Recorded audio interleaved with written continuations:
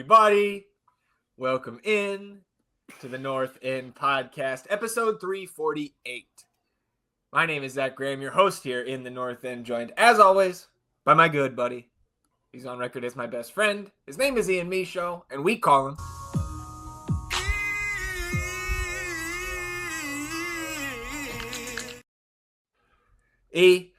sitting here on a Sunday, fans of Draw FC, at least at home here, coming off another tie at the Q last night against another Copa Tejas rival, 1-1 final on Saturday night.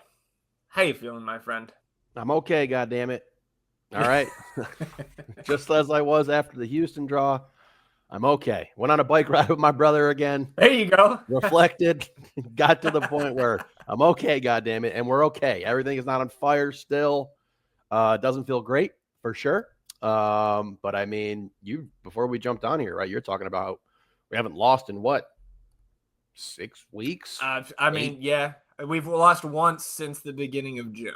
So since May 31st. And so it doesn't feel like it. No, it does not feel that way, but that is good context to have. So I'm okay. Yeah. Well, let's see if I can drag you back down to the depths here. Unintentional matching shirt podcast today. So yeah. Shout out to the North End Pirates there. We'll obviously, go through last night's frustration, some elation in there. Owen Wolf, brother. I mean, we got to have another Owen Wolf celebration section here, I guess. And this one, for the first time ever, Owen Wolf scores at the Q. Yep. So you love to see that. So there are some positives to go through from last night. We got a couple pieces of news to catch up on. Last business day in the nonsense at the end here. Before we get into the rest of episode 248, just want to remind you all listening or watching on the YouTube channel that you can support the show financially by downloading the audio versions of our episodes wherever you get your podcast. You can toggle on auto downloads on Apple, Spotify, wherever you get those pods. That'll support the show going forward, and you won't have to think about it again. Go the extra mile, rate and review the show wherever you get your pods. And if you are watching here on the YouTube channel, hitting that subscribe button also helps us grow the show. You can hit the notification bell to know when a live stream pops up or a new episode goes live. And of course, here on episode 248, hit the thumbs up, like the video. Help us battle the YouTube algorithm overlords. Atone for your sins. Wash yourselves clean in the waters of the North End. So, let's begin here. And this, I think, will bring your blood pressure back up because PRO, right? Professional Referees Organization. It's always better when you actually, list out what the abbreviation stands for.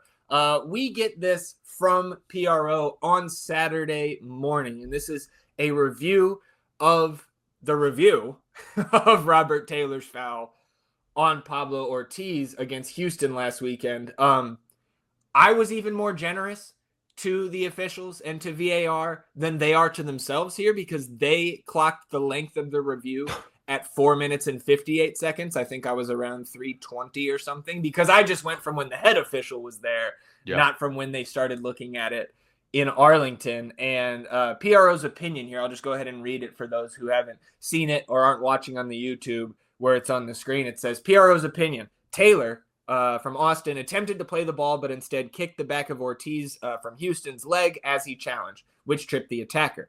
The referee allowed play to continue because contact was minimal, but VAR felt it had an impact and recommended review for a penalty kick. The referee then awarded a penalty after video review because there was a clear action and tripping offense committed. This is a subjective call, and PRO does not believe the foul reached the threshold of a clear and obvious error, and the review should not have been recommended. Clearly in that text, we do not know. Yeah, I see you. We do not know if there was any discipline handed down there. I did see somebody report that the VAR official that was on our Houston match, his name escapes me at the moment, was not assigned to any matches this weekend. So potentially, you had a wrist slap there. But again, I would love our 2 points back. I still maintain, right? Like, we dropped points in that game because it was still a lead after that mistaken call. Mm-hmm. But the officials gave them the lifeline to do so.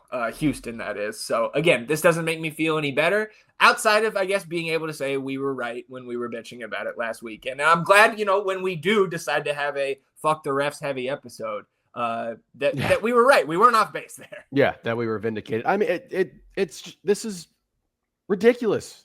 It's such a horrible call. Yes, my blood pressure is up now for sure.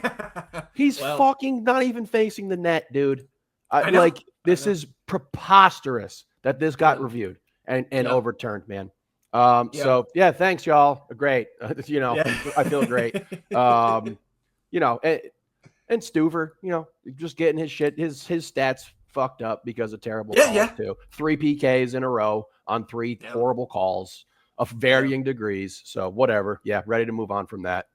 PRO, professional refs. Okay. Well, let's get into this one from last night, E. I will shout out our buddy Derek, who we finally got to meet as my fellow LBJ brethren of years past. So good to see Derek there in the North End last night. And I will shout out our buddy JP for the care package. It was great to meet you, man. Yeah. And best of luck on your next stop there. So shout out to JP as well, E. Anything for you there? I got a shout out for Nate, I believe. Okay. It was after the game, brother. It was not the right mental rage induced for me to remember names, which I'm already fucking terrible at. But yeah, really appreciate the kind words about the pod and everything, man. And it was great to meet you. And I hope your name's Nate.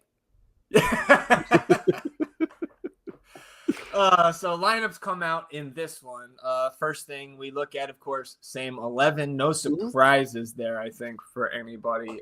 And once again, maybe to the surprise of some, no Nicky Bolocco, E. So I know we're going to say Bolocco's name a little bit later, I think, given some of the things that transpired on the pitch last night. I am still surprised that he's not able to crack this team. Yeah. And again, all it says to me, we're not there. We don't see him. We don't know what kind of personal stuff is going on. We don't know what kind of fitness stuff is going on, any of that. But what we do know is that he's not crushing it because he'd be out there. Yes, absolutely. We can definitely deduce that from not seeing him on the lineup here. Again, I still don't want to overreact to it for sure. I think we know with Nico, you got to earn his trust and everything. So a bit of a longer process. But yeah, brother, if you don't get called in action versus Montreal, then I will sound the alarm. Yeah, yes, the alarm will be sounding then. Yeah, and so on the other side, you get a little bit of rotation, right? I expected Patrick Delgado to be out there, but with as we get to know pretty quickly in this match, with such a defensive mindset that FC Dallas took last night, I think their lineup made a little bit of sense. And obviously, I think they are ecstatic, to get out of there with a result. They came in to muck things up and get at least a point, and they did. So I think at the end of the night, Dallas feels a little bit better than Austin FC. I think they feel a lot better than us. This was Austin 2023 football, really. You know what I mean? They were playing as defensive as they could. It was ugly as shit. They fouled over and over and over. They were not there to play a soccer game. They were going to make that game as physical as possible, muck it up as much as they possibly could, and sit back in that very, very defensive alignment that they had. Yeah. Basically a 5-4-1, like we're chatting about before the show here, where on this rewatch, just watching multiple plays where they have 8 guys in the box. It was not, like I said in the preview, they don't play a particularly appealing brand of football. And this was probably ratcheted it up even more so than how they've been playing all season long. So I give credit to the game plan, but again, it was just ugly on their part, and they didn't want to play us. Yeah. Well, and it shows in the notes here, because the only thing I have from the first 19 minutes is I think around the 5th minute, we're locked in, we're settled into 123, and all of a sudden from our left, podcast these nuts. Shout out to our boy Ali. There's one of our buddies there in 123 who announced to the entire North End there. what we can do, I guess. Yeah. That was hilarious, man. So it was good to see them as always in the 19th minute. Owen Wolf here taken out by Sebastian Ibiaga just outside the 18 down there in the south end. I thought with a different official, again, like inconsistencies between crews here and between head guys or head officials, I should say. That could have been a yellow. Like it was, Yeah. I mean, Ibiaga puts his hands up because he makes contact up high. Either way, you get the free kick here. Rubio, Azuni, and Biru line up over it.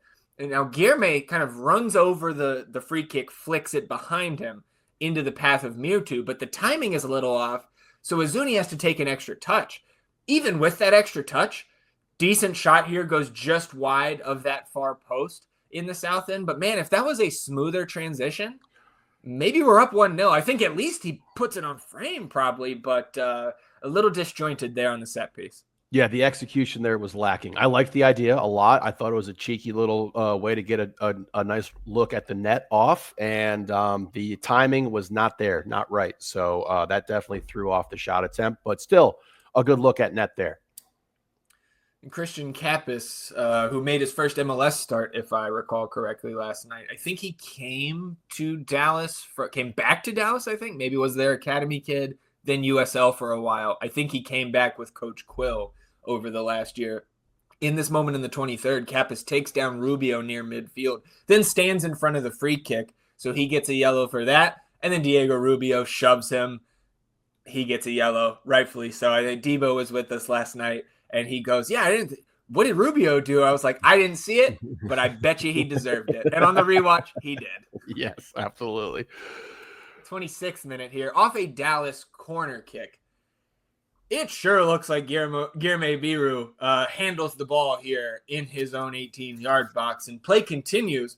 Osman Bukhari takes off, keeping the ball in play down that right sideline, beats everybody to it. Then he tries to cross it to Mirtu in the 6 here on the counter, but Collodi comes out to collect it, and there is a brief stoppage as this handball is checked. I don't know if this is payback or not. Like this, yeah. I thought should have been a handball, considering like some of the handballs that we've seen called. Mm-hmm. Like this certainly didn't stop, I don't think, a goal scoring chance, right? Which is why I imagine this isn't called. And they also probably said he's trying to pull his arm back. It's more of like a natural, like he's trying to avoid it. But man, like I think about like the Heinzike handball that gets called back after we score a goal at RSL last year. You remember that? Like just not a phantom handball, but one that doesn't affect the play. I surely thought this was going to be a PK called. And again, I think we get very lucky that it wasn't. Yeah, I'll be looking for PRO's statement here. Look, man, I was 100% resigned to that this was a handball. We had a great view of it. We were right there looking at this play, and I was just like, oh, shit, that's 100% a handball. Please go score right now, Buka, so that we can be at 1-1 after this PK, because, you know, Musa, I would imagine, would have been taking that from the stripe, and he's pretty fucking good. So, but I'll talk about the Buka breakaway. Thought he should have had one. Thought he should have ripped one. I do. Again, he doesn't like shooting on that far post. He really doesn't. Yeah, and I don't know if it's an angle thing or just not something he feels overly comfortable with, but I thought this should have been a shot attempt. 33rd minute here. Austin, again, not having really any success at unbalancing this Dallas defense. Yeah. But here in the 33rd, this is where Owen Wolf takes matters into his own hands, man. He nutmegs Logan Farrington with a pass through to Danny. The pass is a little bit strong. But that's the first kind of moment here. Was like, ooh, a little tingle there. And Kappa steps in there, and he drifts towards the corner. With Danny, as he wasn't able to get to that pass, Danny puts on a little bit of a counter press towards that corner. Now, Kappa pops it to Farrington, and Farrington tries to make a move. Owen's just not having it. Nope, takes that off of him. And then on that near sideline, makes this like, oh my God. I don't, if there may be like a term for this move. Yep. It looked like a Rabona nutmeg to me. Like he's going at him with his right, pulls the ball back to his left, right, steps over, and then puts it through Kappas's legs, nutmegs Kappas with the left.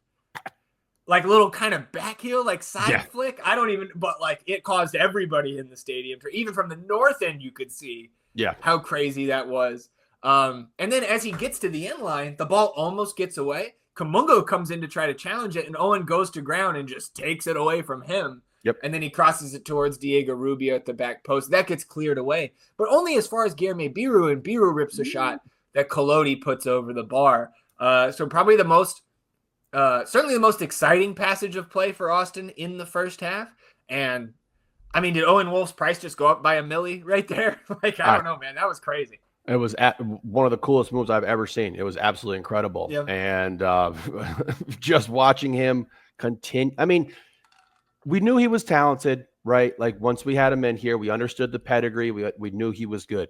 He has supreme confidence in himself right now. He knows that he belongs in every game, every conversation with the other team that's out there, whoever they're rolling out there. Now, obviously, I know there's plenty of tiers and rankings in that type of conversation, but he belongs. He is the best player on this team all around, and it's been an absolute treat to watch him work. And this season has been incredible. He's fucking dunking on people now, which we've never, like, that just came out of nowhere. So this move was stunning. And I mean, it really encapsulates everything because like you said, like, takes the ball off one guy, is like, nah, dude, I can play defense too. Yeah. Gets it off another dude, and then just embarrasses this guy. It was incredible play. The second time in 10 seconds, dude, because he nutmegs Kappas for the first, I'm pretty sure for the first pass. It might have been Farrington, but either way. he has won over Damon, which is probably the most impressive thing that's happened here, because Damon's like, I love this guy now. It's like, yeah, dude, we've been telling you for fucking 2 years. He's the man. Oh, man. I wonder where he's at on Osman at this point. 37th minute here. Still working on that, right? 37th minute here. Austin playing out of the back. Stuver clears it, but right to Kappas, like, I don't know, 35 yards out from net and center of the park here. So Kappas shifts that immediately out to the left, where both players come together and kind of collide going for a loose ball, which pops the ball high up into the air. And it comes down and lands at the top of the 18, where Petar Musa is facing away from net, but he flicks it out of the air beautifully, dude, over his shoulder, right into the path of Shaq Moore. And Shaq Moore takes a shot from that right side and slots it far post past Brad Stuver. And it looks like Heinzike may have deflected it here. Mm-hmm. In the moment, I thought that Musa's touch was being a little bit overlooked by the reactions I saw from some fans on social media and different group chats and stuff. I thought that was a really slick piece of skill by Musa. And for the second week in a row, I think it's one of our starting center backs trying to do their job and deflect a ball, but ultimately just making it tougher on Bradley Scott Stuver. So really unfortunate there. But the unlucky nature of this goal for Austin was it started brewing with the piece of skill by Petar Musa, and he shows his class in this moment, in my opinion. Yeah, and in the article preview, I know I talked about his distribution being an overlooked component of his entire game, and God damn it, dude, just these fucking deflections, man. Like, Stuver's on this. This is not a great shot attempt. Incredibly fortunate to be able to get this deflection here, man. And like, fuck, dude, because they did not deserve a goal last night. Like, if it comes out and they say that the handball was missed because PRO puts out the statement or whatever, then okay. But like, they did not deserve to score a goal last night, and for them to get this point off of us because of this fucking deflection. I know we're gonna get into it later, but 0.32 XG for this team last night, and that includes a Shaq Moore, which looked like a dunk later in this game. So they did not deserve a goal, and just like, God damn it with these deflections, man, just so unfortunate. And now, and like we had seen like we talked about, like they had almost no highlights to talk about in this first half. You get this goal and they park the bus even more. They fucking take Moose out the first half because they're like, we're just playing defense. Get it? So just really, really frustrating, man. I think it, like, like we said, we haven't lost since some day in June, but still the way that these last two draws have gone down have been so frustrating because of things out of our real control. Like, this is a terrible deflection. Sucks. Yeah, like you said, man, you think they were sitting back before here. So we get to stoppage time, 4 minutes given. And here in the first minute of stoppage, Austin probing mostly through that right side offensively. And here, Danny cuts over to help shift the defense from their focus on Buka and Dessler over there, because I thought Dallas they were just bringing 3 guys to deal with those 2 players, and they were finding a lot of success limiting the options that we had on that favored right side. So when Danny cuts over here, he gets on the ball and immediately whips a quick cross towards the back post that finds the head of Guilherme Biru, and he puts it towards goal with some significant power, at least on that replay. And of course, it bangs right off of Mirtu's head and back out of danger. So again, like that header could have very well just be going right into the arms of Michael Collodi.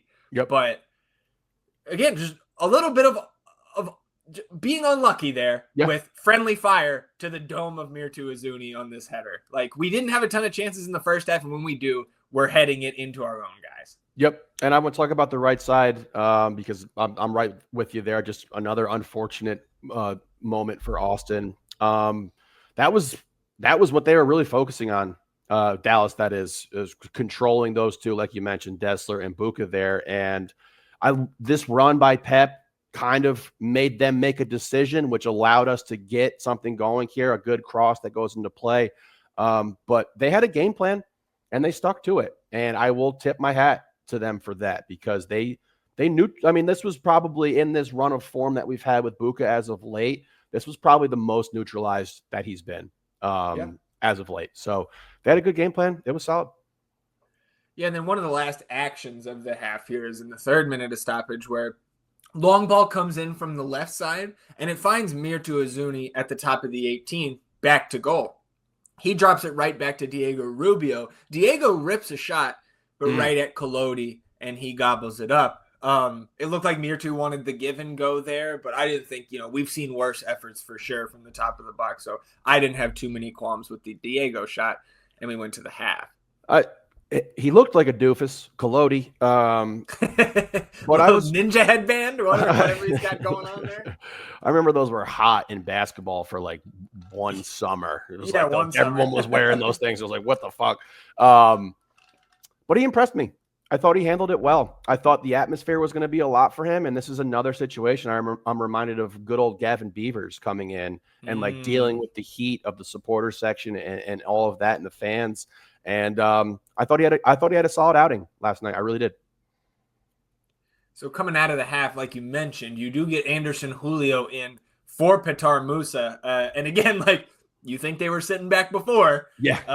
Right, because you're going to have that speed there with Julio to try to counter whenever Austin can get caught out. But it's just going to be a slog through the second half. And I will say, dude, I know we said this I think you and I were not really speaking at the half, but we were in the same area up there on the concourse. And when we reconvened for the second half, I think the first thing I said to you was, dude, I think we come back and win this game. And you said the same thing. You were like, I was telling XYZ Everyone. up there. I was telling people, I was like, yeah, I feel good about this.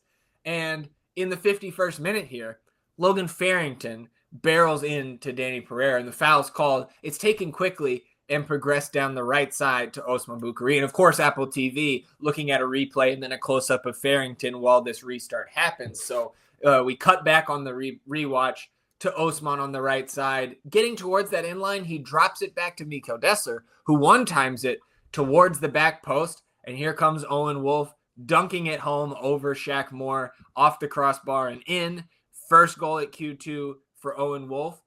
There was a brief check for offside there on Buka on the initial pass, but the goal was rightfully given there. So, again, first goal at Q2 Stadium for Owen Wolf in 4.5 seasons here with the club. I guess he was signed to the first team mid-season in 2021. So about 4 years.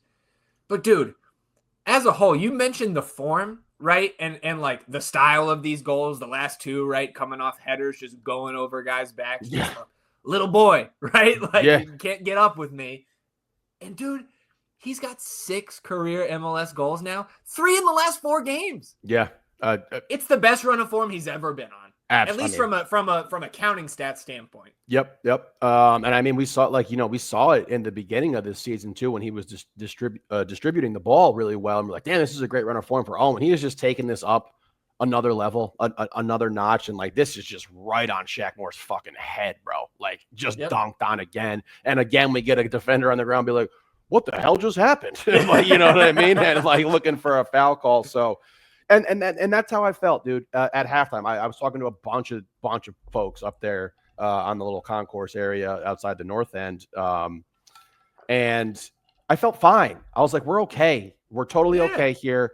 I do not see any world where they were going to get a second goal from this game, given how they were playing, and particularly when they took Musa off the field. I was just like, okay, they're really not trying to play here. And I just didn't think they were going to be able to absorb 45 minutes of pressure from Austin without cracking, and just having some of these guys, like our more talented players, just break through on stuff like that. So I totally felt fine at half, and I thought we were going to win 2-1. I felt super confident about that.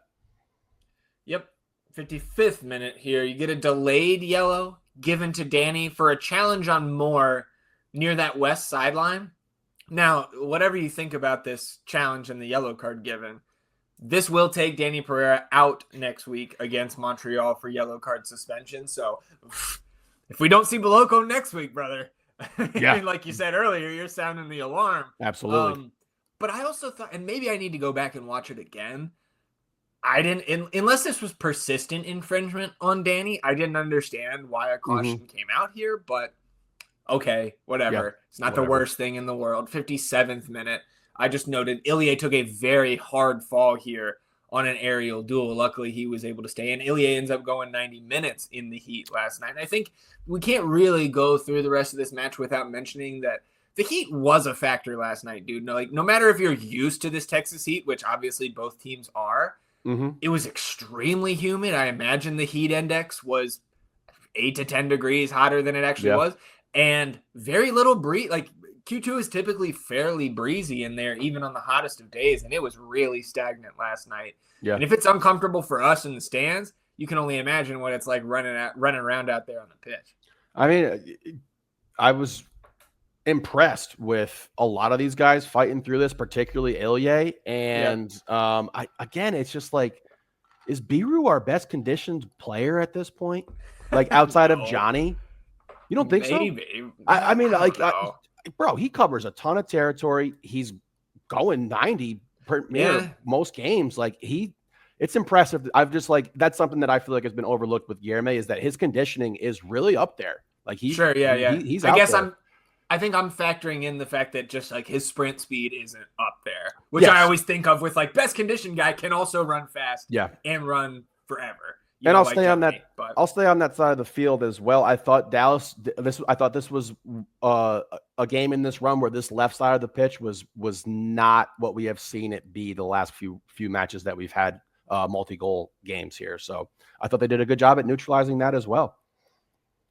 61st minute here, Osman gets sent long on a counter chance, sprinting past Lalas Abubakar to keep possession. And then as he gets on the ball in the 18, dekes towards the end line. And when he cuts back, Abubakar pulls his arm, pulls his jersey too. Osman goes down. There's no call. And I think this is probably fair because the reaction was delayed. I think if you go down in the moment, I mean, we would certainly have an argument for consistency's sake, right? Like, I think back to the Paintsel Dessler jostling, right? Where Paintsel just goes down when he's grabbed. And if Buka does it, I think in time, I think there's at least a check there or a second thought. But the way it played out, again, I don't think I'm too beat up about like the 3 penalty calls we could potentially have here. Yeah. I mean, the only reason that's really at the forefront of my mind is it's just like the 3 that we had were super weak. And there's the direct comparison to the Paintsel play and like the visuals of it, the optics of it. Paintsel's built, you know what I mean? Like, he's stocked. You pull a guy like Buka down, it looks way worse, but whatever. I don't know. Just my vision of it is skewed now because of what we've seen from the refs these last few games. Like, what's a pen? Yeah, for real. So 62nd minute. I think like here again, following the early goal in the second half, Austin is really looking like they're going to break through again. And here they turn Dallas over. They start the counter with Ilie playing Mikael Dessler down through on the right side. And Buka is leading the line up top here with Mirtu and Danny trailing, kind of drifting towards zone 14 there at the top of the box. And Mikael cuts it back to the top of the area, right to the foot of Mirtu. And Mirtu dummies it and lets it run through to Danny. And, man, that is the time to be selfish. Like, not only is there so much space and time for him there, which, like, again, like, throughout the season, is there going to be a time where your spatial awareness fails you? Yes. But this is also the position and the opportunity that Mirtu has been waiting for all year, every game. Yep. I see you doing the signal, right, to play it to my feet here. Yep. Brother, we did. This is like a perfect setup for you to get one on frame. And that's, I have a legitimate gripe with that, man. I thought that was, I've seen some comments. I think it was our buddy Silverblade last episode who was mentioning, or 2 episodes ago, who was commenting about, maybe a perceived downturn for Zuni. And I still don't necessarily agree with that, because it's 3 goals in the last 5 or 6 games here. 6 now, I think we have a service problem still to him, because when we're getting him the ball, absent what we're talking about here at this moment, he's been pretty darn good with it. But this is just bad, man. Like, you are the guy we want to have the ball falling to your foot at the top of the box right there. That was a mistake. Yes, absolutely. And I was baffled that he did that, because we know he's I don't want to say overly selfish player. He's a guy who wants to score goals. He wants the ball. He wants to shoot. If you see everything. Yeah. I mean, you didn't see that. And I mean, again, Dallas from the rip was physical. Very, very physical. Yeah. Abubakar was physical with Azuni. And like, I remember distinctly saying to you, like, yeah, keep pushing him, Abubakar. Like, wake him up a little bit, dude, because we want to see that fire out of him. Responds, yeah. But they were incredibly physical all night long. Started with Abubakar. I mean, on the first 2 possessions, he's really working Mirtu and just like getting bodies on him. And it reminded me of when we saw like Svatak for the first time with like Lukaku. And it was just like, I'm going to be here all night, dude. You're going to have to deal with me. So maybe that threw him off his game a little bit, but this was a really boneheaded decision and not what we needed in the moment, because if you score again, man, this game is over. Yeah. Take the hell out of Lover. Moose is on the bench. There's nothing going on, man. So yeah, unfortunate. Bad play. Bad decision. Well, after that, man, it kind of, things really settle down. The momentum starts to wane a little bit for Austin. You get a flurry of subs over the next 15 minutes. Austin makes their first change here in the 64th. Besar Sabovic comes in for Diego Rubio. You also get Delgado in for Leggett. On the Dallas side of things, 72nd minute, Kaique and Dietzen in for Kappas and Farrington. And 5 minutes after that, 77th, you get Gallagher and O'Brien in for Dessler and Wolf. So thinking about those changes, right? Sabo in for Rubio, then the double change there.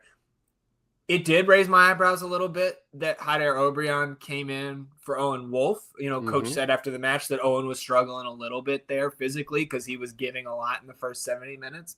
So that makes some sense. But again, like Haider, I think neither guy has covered themselves in glory, clearly. But I still think I would favor Bobby Taylor over there on the left instead of Haider.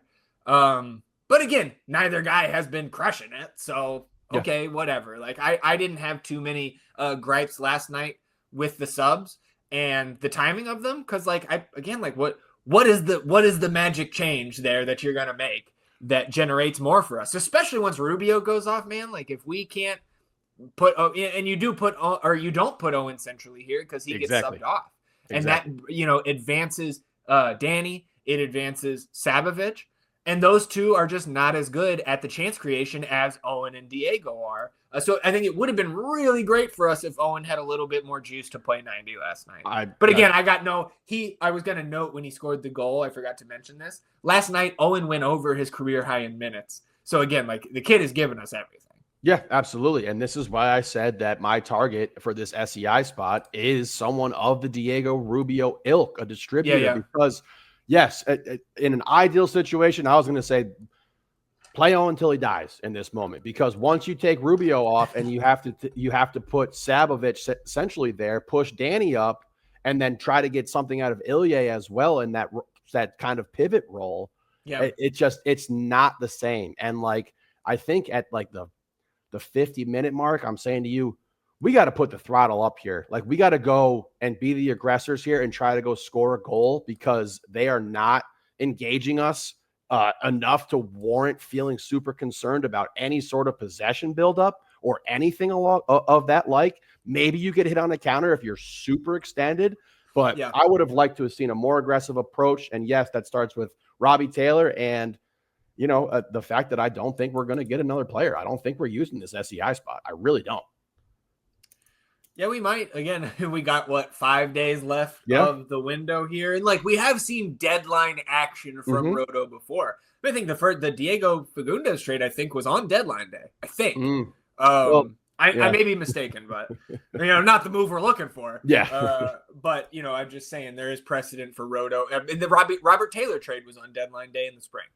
Okay. So you could still have moves here coming in the next 5 days. But closing this one out here, Sorry, go ahead. I mean, there's a clear need. There is a clear need for that on this roster, man. So, yeah. 79th minute, yellow card to Anderson Julio for blocking a Stuver free kick. 84th minute, Austin breaks up a Dallas buildup, and Osman sends it long for Jader Obrian, and he handles a little bit of an awkward bounce pretty well here before he plays Azuni through, as Azuni's crossing on a run from right to left here on the 2-on-2 break. Azuni gets to the ball, and then Uragide tugs him backwards, and Mirtu goes down.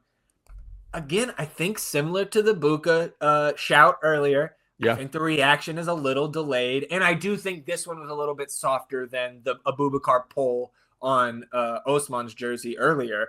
But there was not no contact there. He definitely wraps him up for a second, Uragide, that is. And I think we were, at least me, I won't speak for you, I was more upset about that in the moment than I am after the rewatch. Agreed. And I mean, it just goes back to what we talked about before we met this team and we're doing the preview.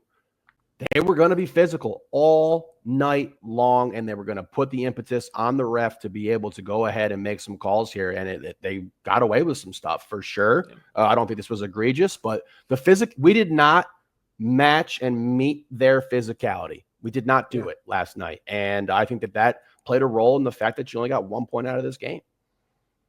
Yeah, I don't disagree. 86th minute, you get the final changes for Austin. Kolmanich and Fodre in for Danny and Biro. 2 minutes later, Gallagher puts one into the mixer from the right side, and it kind of bounces to the feet of Jader Obrian. He doesn't get a clean touch towards goal here, nor a shot, but as he tries to make that touch, ball kind of gets caught up under his feet, but he does get taken down from behind here by Ibeagha, who kind of runs through his back. There's no call. And again, I'm not really up in arms about this, but I think of the three, and maybe I'm missing something on the replay. Maybe I need to watch it again, and there was contact with the ball. I thought this was the strongest of the three shouts for a penalty. But again, he also didn't have great control of the ball, so maybe that is a reason why there wasn't one given here or a review recommended. And again, there could have been kind of a touch there from Ibeagha that I didn't see. Certainly in the moment, that's the one that really got me up and kind of amped. Yeah, I mean, well, double conspiracy theory time. That VAR ref from the Houston game got let off. If he was on this game, we could have got some PKs here. He definitely would have gone to it. So they're definitely fucking with us. PRO, MLS, Lionel Messi, everyone. They're all against us. That's for goddamn sure. Again, physicality, man. This is a team that fouls a lot, and they were physical from the rip, and we did not meet them at that summit. Yep. And there are 6 minutes of stoppage time given here in the fourth. Norris comes in for Ramiro as Dallas's final change. Austin has multiple corner kicks and all of the ball down the stretch here, but really not able to get a clear chance on net. In the 6 minute of stoppage, Verde and Black gets out on a break here after a Dallas corner. Obrian squares it to CJ just over midfield, and now CJ's got three teammates with him, 4-on-4 break. He's got Obi to his right, Mirtu to his left, and I believe Buka leading the line centrally. And CJ ends up pulling up for a shot outside the box. The way they were guarding him, yeah, I think the shot was the best option, especially after he missed the initial window to play one of those guys through. Yeah. But the shot has to be better. That was a very next pro shot to me. Yeah. No. It rolls right to Collodi. And CJ can do better there. And it's the decision making. And I think maybe I'm over interpreting things here, but I think Dallas had the scout was like, you pick up the other 3 guys and let the kid try to win the game here. And that's what they did in this moment, and nothing comes of it. But again, it was not CJ's best moment there to close this one out. It's just really tough to have a streaking hot air who we know has plenty of speed, a centrally located Buka right there, and Mirtu to your left flanking you, man. And I agree. This is what the defense gave him. And in those moments, I am a proponent of being like, yes, take the shot if they're going to give you one, but that can't be the shot. It just can't be the shot, particularly when we know the level caliber of player that is around you right now and open in this moment. So I think he would definitely want that one back. 97th minute here, yellow card to Kaique that stopped what was probably going to be the last break for Austin. You do get the free kick long from Stuver, but nothing doing. So the final whistle blows. 1-1 draw here against FC Dallas. At the end of this one, 65% possession for Austin FC. 13 shots to 7 in favor of the home team here as we pull up the stats for the YouTube viewers. 4 shots on target to 2 in favor of Austin, 6 corners to 3 also in favor of the good guys. Austin created 1 big chance and converted it. FOTMob's expected goals model 0.92 for Austin, 0.32 for Dallas. Expected goals on target 0.77 for Austin, 0.65 for Dallas. And that makes some sense to me, man, because like outside of the Owen chance, like we didn't have a ton of true threatening shots, right? Some threatening passages of play, but that final action just wasn't there. No, and I mean they, like I said right before we jumped into this, man, there was multiple times where I saw 6, 7, 8 dudes in the box for them. Like this was where they were playing. I mean, you scroll up to the little momentum chart there and just look at this. I mean, you outplayed this team for you outplayed this team for 90 minutes. You really did. That they had nothing going on. You outplayed them for 90 minutes. They wanted to muck this game up, make it physical. And like if they were completely fine to just give us the ball, which I understand that when you have the ball that much, you start to press a little bit. And we were unable to create, like you said, any misalignments in their structure on that back line there. But again, you outplayed this team for 90 minutes, and let's see how they play when we go up there in Frisco. You have the blueprint now of how they're going to play, because they're not going to be like, okay, let's flip the script and just come out and start shooting. So, unfortunate, disappointing, and frustrating single point here. But again, everything is not on fire. You did drop a spot to Colorado, but they have 2 games in hand on us. So you're totally fine there. They got rid of Mihailovic. So like, frustrating, man. But again, the world is not on fire. People do not need to be fired right now. We are okay. Okay. Take a bike ride, y'all. Some of y'all go take a bike ride, man. Smoke a little blunt too. I get the woods going before I get out there to be in the right headspace and shit. But like people, we do not need to start cutting heads right now. We're fucking fine. All right. Yeah. And you got the opportunity for Open Cup as well. And you are still in control of your own destiny to make the playoffs, have a top 7 seed. And it is very, very, very attainable. Yeah. When you mentioned going up to Dallas for that return leg next month, right? Dallas is the worst home team in the West right now. 11 points from their 13 home matches. Again, to their credit, they have played well on the road this year. Like you brought up on the last episode, they have played well on the road this year. So I'll give them credit there. But yes, this was God, it's just ugly game, man. Just a fucking ugly game by them. Yep. When you can see on the defensive actions here, you can see how low they were sitting. Dallas was 5.5 meters on average with their defensive actions, lower than their average line here this season in terms of the line of confrontation. So, which is already low.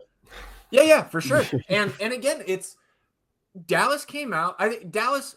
Well, you said we outplayed them, right? They didn't really want to come out and play.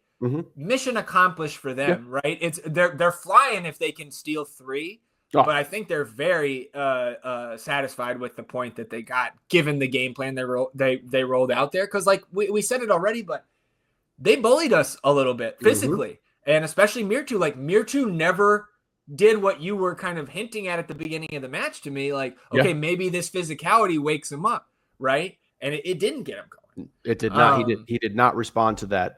He kind of, he shirked away from it a little bit. And they have a large physical back line, and that was definitely part of this game plan for them, was to mix it up with these guys, make them uncomfortable. And they did that. So I will give them credit for it. But it, again, should have won this game.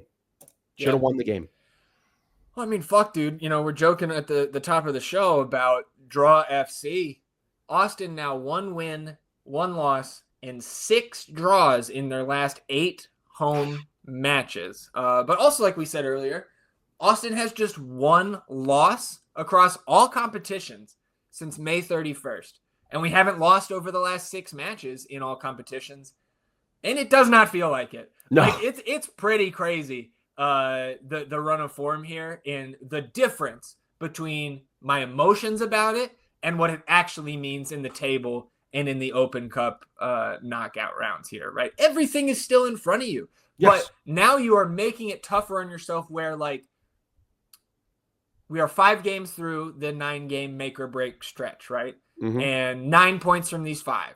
And our goal, our baseline, where it was like, if you don't hit 16 points in these 9 games, the stretch is a failure. Yep. So 7 points over the next 4 matches. Road Montreal, who I believe is still the bottom of the East. Home San Jose. That's gonna be a fun match. That's gonna be at least on paper. Yeah. I see. And it's always fun when we play them too. Yeah, for sure. But then Road Sporting, Road FC Dallas, who are 13th and 11th in the West respectively right now. So again, if you can't get 7 points in the next 4 games, you probably don't deserve to have a top 7 spot. But I'm still 100% believing that this team is going to finish top 7. And we still have the 2 main goals left, which is win Open Cup and qualify top 7 in the playoffs. Yep. I would be more shocked if this team didn't win all 4 of these upcoming games potentially than I would if they got less than 7. Am I saying that properly? Am I saying that right? I don't know, but I know what you're saying. You would be more surprised to not get 7 points than if we ran the table with and then you get 12 out of these 4 games, because they're all very, very winnable games, man. And to your point, if you don't get to that bench line that we didn't make it up. It is based on data and looking at how teams have finished before, what the estimated points you're going to need to get into the top 7 here and everything like that. Then you're not good. And we will have our answer. If that is the case, and you squander this to Montreal, you squandered points to Dallas again, SKC, then you're not good. And you have your answer, and you don't deserve a top 7 seed. But everything is right in front of us. There is plenty of time left in this season. We have games in hand on multiple teams ahead of us. So we're fucking fine, y'all. It doesn't feel great for sure, but we're fine. So Nico, after the match, he did mention that PRO sent him that wording on Tuesday, so he knew that release was coming. Again, I'm sure his reaction was similar to ours, like, oh, thank you very much. Yeah. And then post-match in the presser, he was saying, I think he started out, he said, I have to send a message to our fans because we're trying everything to win games here. And here, meaning at Q2, it's like, I know, but like... We know, brother. Yeah, I would hope so. Yeah. But then I do think, I think we can see this, and this is a problem for the player personnel. And I will say, I don't think this is the first iteration of Austin FC that has this issue. He says, what I feel is the emotion to give a win to the fans here sometimes makes us rush. And in the last passes, the last actions, we have to learn how to manage those emotions better from the beginning and try to get more continuous chances against the opponent. And certainly about the last action and not keeping your composure. I mean, I'm putting my own word onto there, kind of spinning a little bit. But that is what we see more often than not at home. Is that we squander the best chances that we create. And you can see it. I mean, look, man, you can filter the home matches here Austin, just 4 wins in 13 home matches. Yeah. The only reason you are still in this mix for the top 7 and in a strong position to do so is that you've only lost 2 home matches. But again, I just come back. The theme today is it doesn't feel like it. No, yeah, for sure. Man, I don't know. I don't know if I buy into. I don't know if I buy into that. Yeah, like, okay, are you getting tight because there's a bunch of people in the stands, man? Like, I don't get that. You know, I mean, I guess personally for me, I'm very much. If I went to a stadium and it was dead, my energy levels were fucking low. I love getting into it with fans and all doing that kind of stuff. So maybe it's just a personal perspective. But man, we're in there. We're with y'all. Like, come on. Like, you know what I mean? So. Look, we've talked about composure stuff with this team all year in the final third and the final action. We've talked about it for actually years with this club. And I don't know, man. I don't know. I don't know if that's something that I buy into. But well, I know this. If you go the final 2 months of the season with only 1 loss, we're probably going to be in a pretty good spot. Yeah. So, again, more wins than draws, but keeping those L's off of the recent form is a good thing. Yep. You know.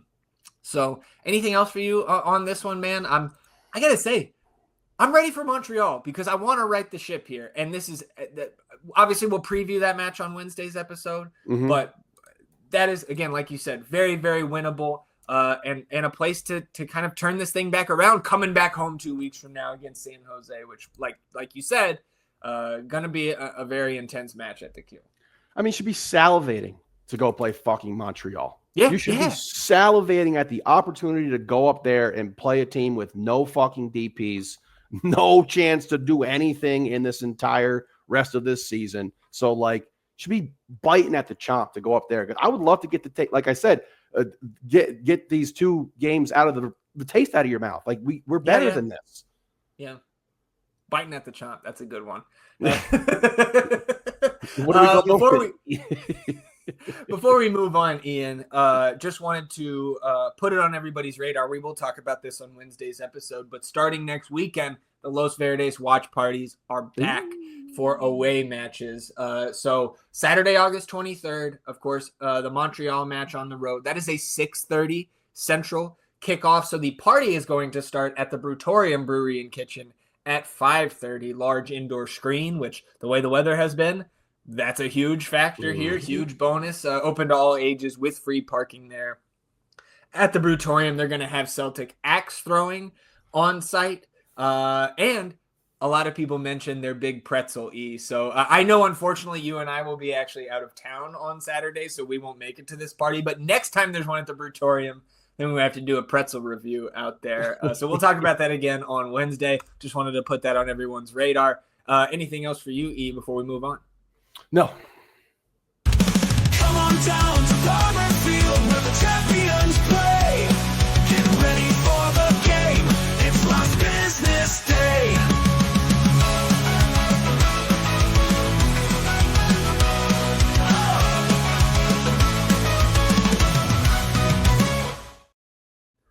Last business day here on episode 248 of the North End Podcast. And this hurt, E. This was an ass whooping. Yeah. And not of the good variety, not of the Verde variety here, E. So the lineup drops for the match against Rapids 2 out there at University of Denver. This was a late start on Friday night. It was a 9 p.m. Central kickoff. And you can see the score if you were watching here on the YouTube. It was a 4-1 Rapids 2 win, with all 4 of their goals coming in an 18-minute span in the middle of this match. In terms of the lineup here, some of the notes, you do get Ruben Bonachera back in. Riley Thomas was healthy and starting, which is good to see after he came off with injury last match. Still Jorge, Adrian, and Irvin in the midfield.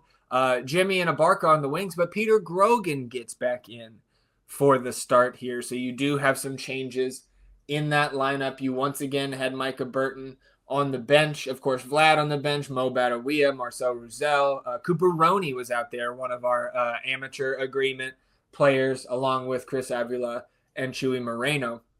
My one note from the first half, And it does have to do with the officiating. I forget I think it was Strelnauer. It was either Strelnauer or Copeland for Colorado, who was on a yellow already. And here in the 23rd minute, the player just puts his shoulder down, chucks who I think was Irvin Torres down to the ground, away from the ball, and right in front of the official. And the official blows his whistle and has a talk with him. We're having a chat after the kid already has a yellow and he does that. I thought that should have been a red, and that certainly would have helped Austin FC2 here, because we talked about Bilo Diop on the preview episode last week, the 18-year-old Senegalese striker who had been coming on strong of late. Well, Diop comes in and has his best game of the season. Again, this is a guy who I think this was only his second start of the year. Might have been a late or mid-season addition here for Rapids 2, but a hat trick for Diop. And this was one of the more impressive MLS Next Pro performances I have ever seen. This kid really reminded me of a former Rapids 2 striker in Remy Cabral, where the kid is maybe not MLS caliber, but way better than Next Pro. The power he could generate on his shot with not a lot of wind up there or force behind it. It was very impressive. And the fourth goal, dude, he assists and he sits down 3 of our defenders, including Charlie, the keeper. Yeah. I mean, you saw that. I know you saw that highlight. Yeah. It was a little embarrassing. And I'm just going to credit the kid, because that 20 minutes was incredible for this level. And we had nothing for him. I mean, bro was absolutely on fire. Watching the highlights from that game and just the different things that he was doing out there. Holy smokes. Like you said, only 18. So, yeah, this could be a guy that we do see in the future at the MLS level, because this was an absolutely incredible performance. Like 3 goals and an assist. Like, good Lord. Dude, he's got I think he's 10 or 11 contributions in his last 4 or 5 games. Like, he's on an insane streak right now. Austin does get one back to make the scoreline look a little more respectable here in the 65th minute. It was Jorge Alistue whipping a ball into the box, hits a streaking Irvin Torres, connects with his head in a little bit of a floating shot here off the noggin from Irvin that ends up sneaking inside that near post. Looked like the keeper was almost didn't want to fully sell out for this to might have got injured on the post. So we'll take it where we can get it, but nothing else doing here for Austin. 4-1 loss. And I will say, we're back home on Friday, so we will preview the match against Ventura County on Wednesday's episode. But I'm looking at this table, and look, there are a couple games here tonight, but we're still in 6th here, tied on points for 5th with Real Monarchs, who have 2 games in hand on us. But the last 2 games we've played against teams above us in the table, St. Louis City 2 and Rapids 2, 8-1 aggregate or 8-2. It has not been pretty. And my confidence in this team, in terms of looking ahead to potential postseason action, have taken a hit, because when we're playing these teams at the top of the table, we don't look good. No, it's tough to feel good about this club right now after what just happened last night or Friday night with this team. But yeah, man, I mean, this matchup between the Rapids 2 team, what a ride it's been at the Next Pro level. We started this season off scoring 4 goals on them in 29 minutes, right? So and then they have this where they score 4 goals on us in 18 minutes or some shit like that. So yeah, we're a different team at the Austin FC2 level when CJ's not down there. We're definitely better, obviously, when he's playing there. But I also don't feel great, because I talked about I think on the last episode, you see the recent form for those top 4 teams is just there ain't no losses in there. Impressive. Look at the town. 5 straight wins. Yeah. Ooh, that's going to be a tough stretch here to close out the season, I think, for Austin FC2, because I mentioned Ventura County coming to town, but then you get LAFC 2, Loons 2, Tacoma, St. Louis. These are all teams in the top 6 or 7. So, I mean, a big stretch coming here for FCTO. Not saying I don't believe, but we got to see something here over the next couple weeks. So anything else for you on the second team? No, you got time. You still got time. Okay. Yep. You still got games here, and you're just going to have to beat some teams. This is the inverse of what the main club is dealing with. You're dealing with the higher level teams now. So you're going to have to beat some teams that might be better than you, which is feasible. Yeah, absolutely. Closing it out with the nonsense here, still 3 matches on the MLS schedule this weekend. So I am once again not feeling great about our best ball chances. Like Evander got it done for us last night, but we could definitely use some Sam Surge tonight, somebody like that to help us out. So we'll see how things shake out there. We are up at the books here, but again, plenty of action on these 3 Sunday matches. So we'll recap the nonsense, circle back on that on Wednesday's episode. Anything else for you here before we shut it down? No, sir. All right, everybody. Appreciate you tuning in, sticking with us here on episode 248 of the North End Podcast. We're back on Wednesday previewing Austin FC's road trip up north of the border to take on CF Montreal, previewing the second team's home match against Ventura County FC. Of course, catching up on the nonsense and talking about everything that happens in the Austin FC universe between now and then. Enjoy the beginning of your week, everybody. We will do the same, and we'll see you back here on Wednesday for another episode. Until then, easy. And I'm Zach. Vamos Austin FC, everybody. Goodbye.